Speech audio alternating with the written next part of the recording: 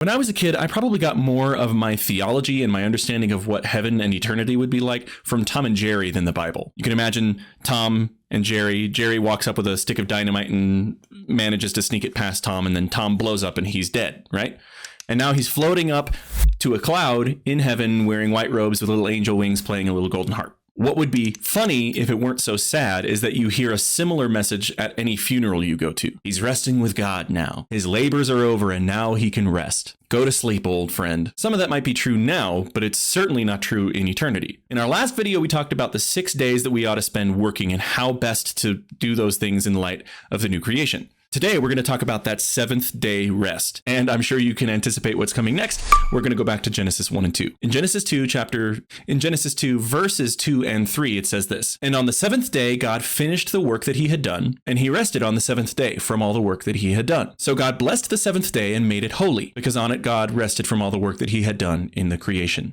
So in Hebrew, the word for 7 and the word for complete are spelled using the same 3 Hebrew letters. 7 is Shiva, complete is Sava. The biblical authors play around with this all the time. Anywhere you see the number 7, you're talking about something being completed. So on the 7th day, God comes to rest and then to dwell in the good creation that God completed in the 6 days prior. Most interesting, the phrase "there was morning and there was evening" does not appear on the 7th day. The 7th day has no end because Genesis 1 and the beginning of Genesis 2 is describing God's ideal state for the whole creation. The 7th day is, in a sense, the goal of creation. In fact, the number 7 is woven throughout the whole chapter. There are 7 days of creation, 7 announcements that creation is good, 7 Hebrew words in the opening verse, then 2 times 7 Hebrew words in the second verse. And then the statement at the beginning of Genesis 2 about the 7th day has 3 lines of 7 words. Genesis 1 has been carefully designed to show us that God's purpose is to share his creation with his creatures, specifically his image bearers, so that they can rule and rest with him forever. That's the way God set it up from the beginning. Let's fast forward a few thousand years to Moses. When God's people left Egypt in the Exodus, they were going to the promised land. But in between, they were in the wilderness. So every 7th day, while they were in the wilderness, God invited them to live as though they were already in the promised land. They were invited to rest and enjoy God's good world, and to take an entire day of rest to live as though the ultimate day of rest had already come. That was the day they were not supposed to go out and work, meaning gather the manna. They were invited to take an entire day to live as though the ultimate rest had already come. Keep that in mind for the rest of the video. It gets even better. The Sabbath was just one of 7 festivals that Israel practiced every year. Each one of them was anticipating the 7th day rest. Every 7 years, the slaves would be freed, debts would be forgiven, and the land would get to rest for a whole year.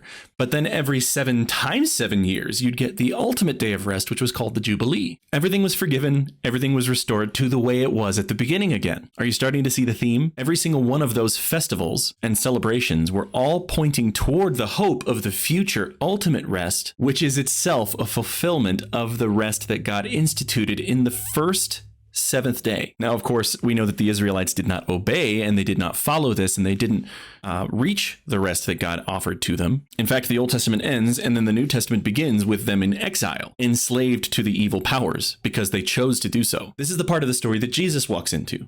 When Jesus makes his first public appearance in the synagogue and reads from the scroll of Isaiah, he reads the part that says this: "The Spirit of the Lord is upon me, because he has anointed me to proclaim good news to the poor. He has sent me to proclaim liberty to the captives and recovering of sight to the blind, to set at liberty those who are oppressed, to proclaim the year of the Lord's favor." Then he rolls up the scroll, hands it back, and says, "Today this scripture is fulfilled in your hearing." He was saying that it was time for all the captives and slaves to be released, because this is the year of the Lord's favor, just like those feasts that the Israelites would celebrate every 7 years. Jesus had a really interesting relationship with the Sabbath, too. He did all of his healing on the Sabbath. He called himself the Lord of the Sabbath.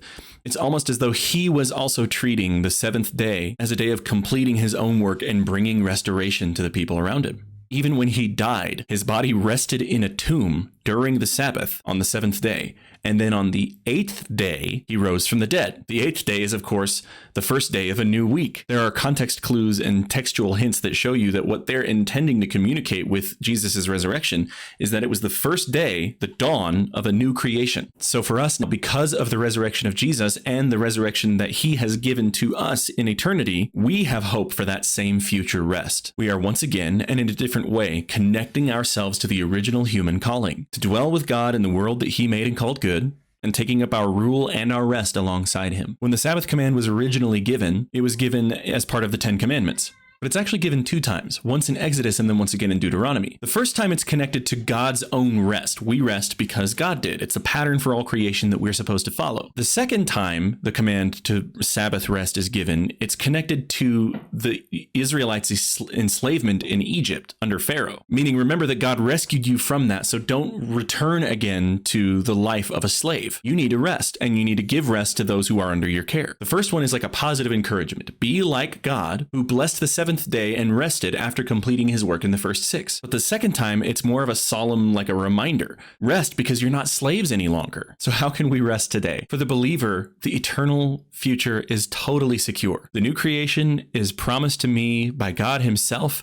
It's real, it's coming, and no one can stop it. I'm not holding up my own corner of the universe. God can be trusted. The seventh day rest is a regular memorial. It's a regular thing that we can participate in, looking back on a garden-like world and looking forward to a garden-like eternity. So if we weave ourselves into the 7-day rhythm of creation that God created, every time the Sabbath comes, we can truly, honestly rest. We also make it our goal to act out and anticipate that coming world, to live out our life now as we will then, eating, drinking, and enjoying God forever. The Sabbath is a window into the life that was and the life that's coming. Now, you might be asking, okay, well, when do we do this? Is it Sunday? Is it Saturday like it was for the Jews? I don't have the answer for you. I can tell you, though, that as a pastor, Sunday is a day of work for me, as I actually believe that it should be for all believers. People are stacking chairs, playing instruments, singing songs, running ministries, teaching, maybe standing at the doors, guarding and making sure that the church operates safely, preaching, teaching, handling the tithes and offerings, being an usher, whatever it is that you have to do. That's not a restful activity. That's fundamentally work. A lot of my pastor friends actually Shabbat, that is rest, Sabbath. They actually Sabbath from Sunday evening after the evening service is over to Monday evening. And again, we're not following this like it's a legalistic command. This is something that is given to us as a benefit, as a blessing. And we're just following the rhythm of creation the way that God designed it. It's this purposeful celebration of what happened in the previous 6 days and regularly stopping to imagine that future day of eternal rest. And if you're skeptical, I understand, but I promise you it's a very life-giving practice. So pick a day and then ask yourself 3 questions about anything that you're going to do on that day. Is it restful? Is it life-giving? And is it worshipful? Going to the store on your day off to do a bunch of shopping is not restful. Working on your job, going to the office, framing a house, doing your laundry, all of that stuff is work. But there's a lot of stuff that's in the messy middle. For some people, gardening is extremely relaxing. For my wife, going to the gym is a relaxing activity. It's something that she does to unwind, and she comes home feeling refreshed. We don't want to be like the Pharisees who took the 613 commands of the Old Testament